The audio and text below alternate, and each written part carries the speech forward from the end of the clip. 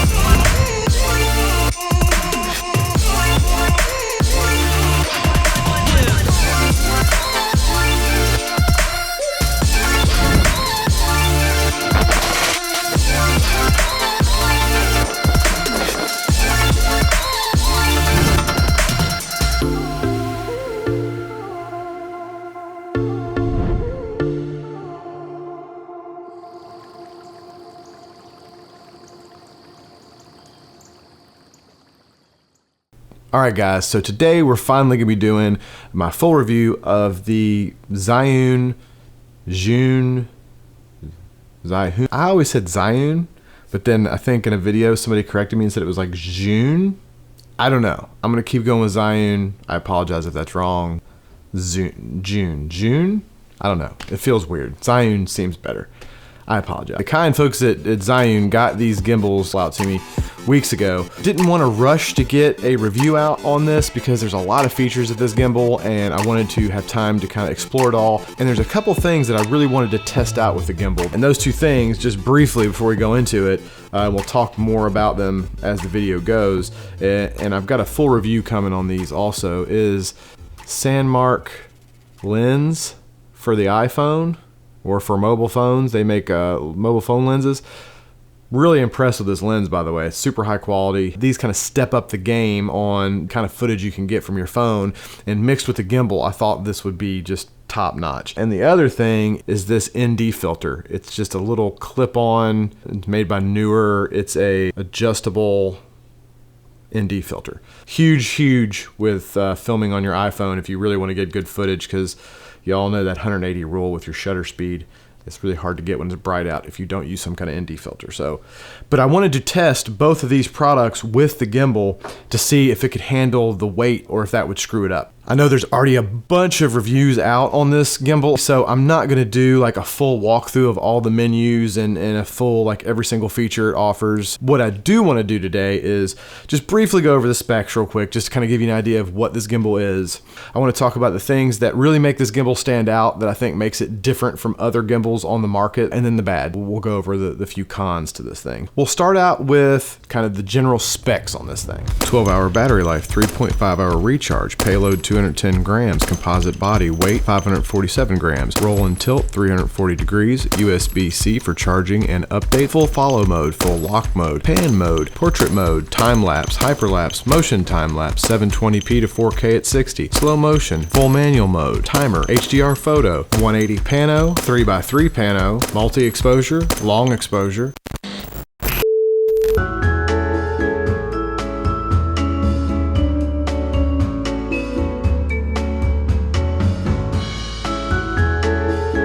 It's also got filters, which, I mean, personally, filters, I'm not a big fan of filters. I think they're pretty useless, but they're in there if you're a filter person. I'm not judging. This gimbal does do an excellent job at giving you a ton of control. And just like with a lot of the other Zhiyun gimbals, which is a feature I've always liked, you do have the capability to charge your phone while you're using this gimbal. It's got two-way charging, where basically you can be charging this gimbal off of, say, a mobile power bank, and then still running and charging your phone off of the gimbal, and both of those activities can be happening at the same time, just to really keep your running time up. Alright, so before we get into the things that really set this gimbal apart, they're marketing this gimbal as the gimbal for filmmakers. They want this gimbal to be more toward the creators, the filmmakers, the people that want to adjust their aperture and their shutter speed. They want to, use rack focus and all these cool things you can do with this gimbal that you can't with other gimbals. I think that's part of their thought process when they went into designing this gimbal, and I think that really shows in the features that came out in this gimbal that really make it stand out. First, and probably one of the simplest things, it's a small thing, but it's huge, and all gimbals should have this.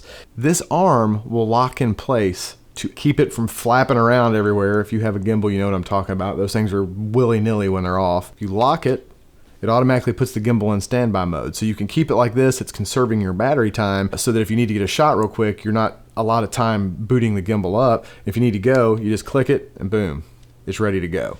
I don't know why all gimbals don't do this. That was really smart of Zhiyun to do that. Really small but cool feature. They did include this really nice tripod. Screws right in the bottom, that 1/4 It's made of plastic, but it feels like real high quality plastic. It's got nice little rubber feet on it. Spreads out nice and wide, so it's very functional. If you've ever had a gimbal before, you know having one of these tripods attached is just, it's paramount, because if you want to set this thing down to do a time lapse or anything like that, or if you just get tired and you want to sit it down, it's nice just to have that there where you can just plop it down and not worry about it. This gimbal has buttons and wheels and stuff for pretty much every option you could possibly want, so that when you're connected to the ZY Play app, you can completely control your phone from the gimbal itself, which is nice because when you touch the phone, it messes with your picture. And if you're trying to film something and change focus by tapping, that's not going to work out. So buttons galore on this thing for pretty much everything, which A, gives you quick access, and like I said, B, keeps you from having to interact with the phone directly, which is really awesome. Along with all the buttons, one of the other things that I think they've done very cleverly, instead of having to tap through the different modes, which always kind of drove me crazy on gimbals, so you know, having to like tap once to make it full follow, or tap twice to make it pan follow, tap another time, do tilt follow, super like you forget which mode, and you're not the fastest way to cycle through your gimbal modes. Well, what they've done with this is they've put a front switch that controls it from pan follow to lock. Now, you're probably saying, well, okay, but what if you want to change to tilt follow? Well, what they've done to incorporate that is they have this new double-ended trigger on the back. If you push the bottom, you are in full follow mode. So if you want to like pan down, you just push this in, pan down, and when you're at the desired position, you let go, and then it stays locked in that position. So if you want to back away or tilt one way or the other, it still stays in that same pan. I really enjoyed the way this quick switch knob and this full follow trigger kind of works to have, I think, better control over the gimbal much quicker than with previous gimbals I've used. I'm really digging the way that works. The top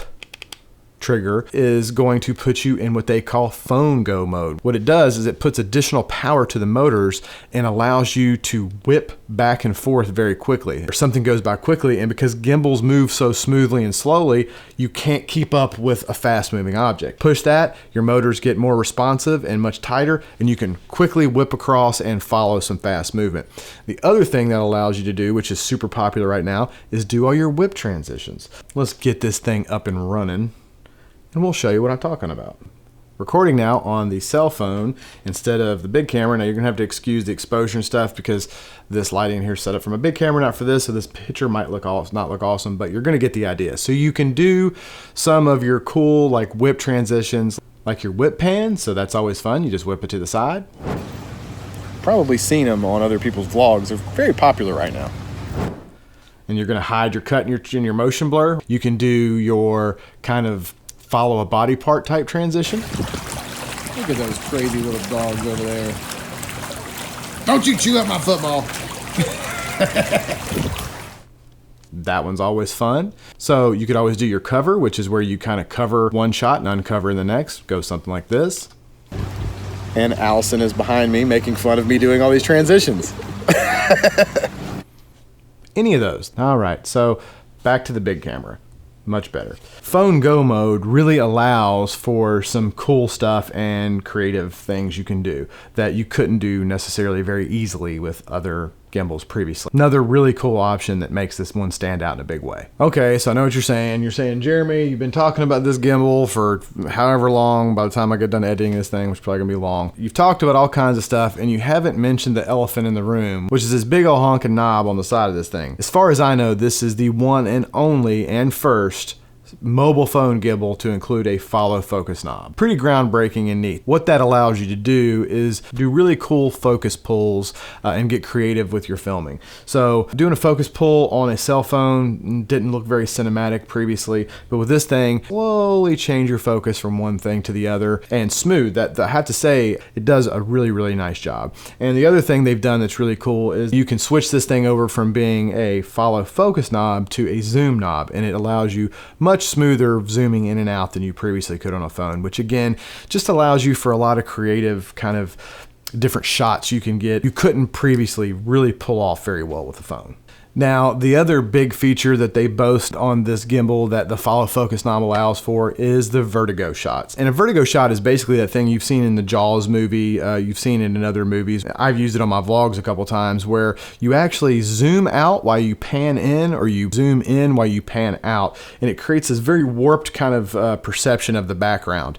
Really cool looking shot, which is kind of hard to do. So what they've done that's kind of smart on this is they have an automated option where you can go in and you can set it to zoom from here to here over X amount of time, and then you don't have to worry about doing the zooming because it's going to slowly zoom that thing in or out for you. All you have to worry about is trying to keep the gimbal nice and steady and pan or walk forward or backward with the gimbal, which was really cool because I could not get crap for one of these shots doing it manually. It would take, I would say, quite a bit of practice to do it manually, but with that automated mode, I was pretty quickly able to get something pretty decent because of the follow focus knob and some of the granular controls they give you in these time-lapse area, motion time-lapse area.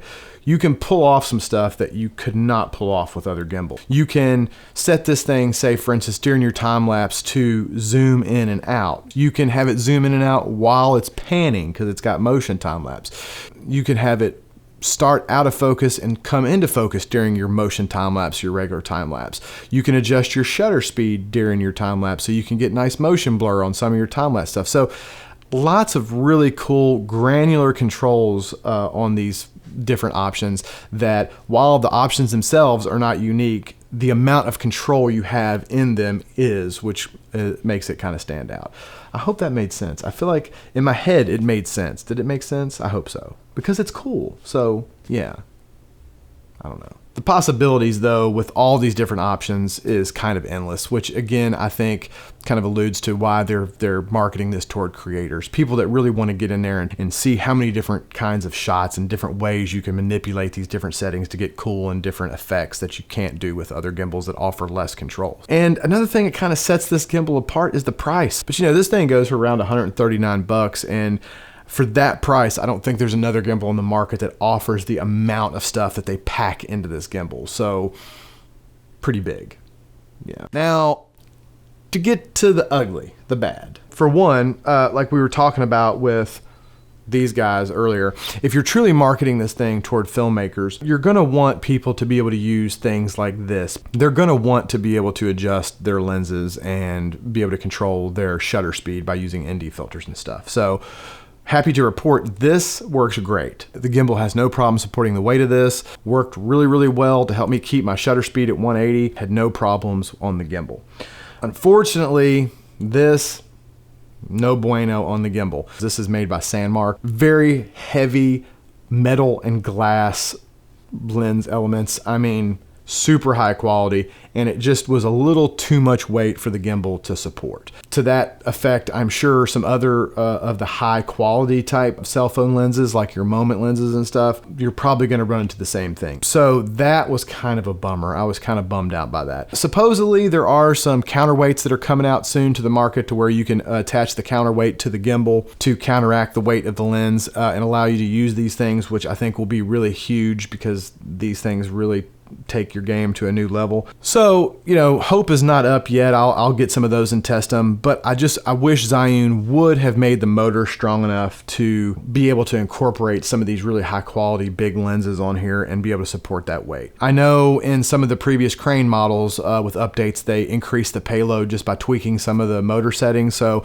maybe that's something they could do with an update. But for right now, have to report that as a because it doesn't work. Another downfall, it's a little buggy right now. And I'm not gonna fault it too much for that because it is a brand new gimbal and they really shot for the stars with this thing. There's a ton of functionality in here. So getting all that to work seamlessly, I'm sure is a monumental task, but there are some bugs. There's some times the motion time lapse freaked out on me and got kind of frustrating because it wouldn't, even though it accepted the waypoints the way I put them in, the time lapse didn't move the way it was supposed to, and it kind of irritated me a little bit. I can't get the tracking to work as well. Potentially with the hyperlapse, what you could do is instead of trying to follow your subject, if you can motion track the object that really makes doing hyperlapses so much easier, because then the camera's just going to stay locked as you walk around, which would be huge. But so far the tracking seems a little buggy. I haven't got it to work, but again, I'm not going to give them a huge mark on that, because this is all software stuff that can easily be fixed with software updates, and they're putting out updates like constantly. I'm constantly getting updates to the app, firmware updates to the gimbal. So they are updating stuff regularly as they find the stuff. So hopefully in the very near future, all this stuff will be flawless, and I can take the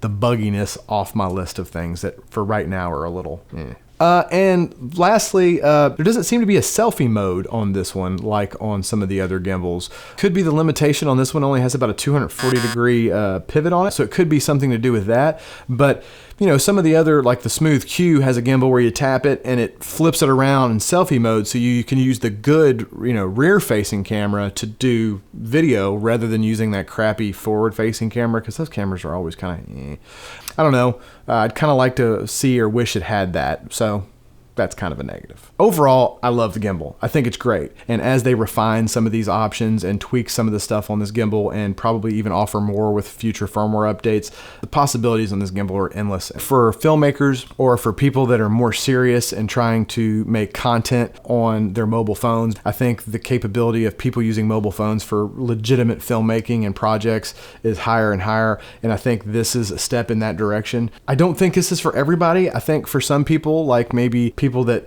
aren't very much into photography, don't like a bunch of bells and whistles and all the buttons are just going to confuse them, maybe sticking with something smaller, more compact, and just easier to use like a Smooth Q might be a better option. I love that gimbal, and it's super small, portable, easy to use. It's not a lot of fuss, not a lot of buttons to worry about. It just kind of gets you nice smooth footage and easy. So for some people, I still think that would be a better option, but for anybody who is a little more serious about making videos and likes the full control of their camera and to be able to use all these granular options to see what kind of interesting stuff they can create, you're not going to find a better gimbal than this one. So would I recommend it? Sure. Is it for everybody?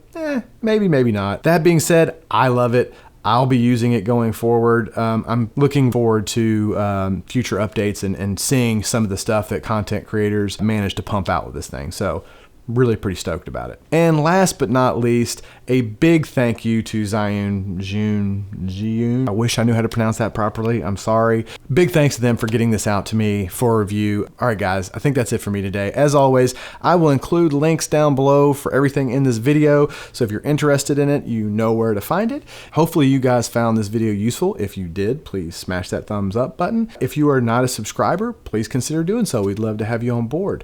Also, quick note, the 10,000 subscriber giveaway we're doing is deadline's coming up here in just a couple days. So if you haven't checked that out, watch our last video with the aperture lights. The details are in that if you want to enter. You've only got a couple days left, so please do that. Good luck to everybody that has already entered. All right, guys, so that's it for this one. Hope everybody has a fantastic week, and we will see you in the next video.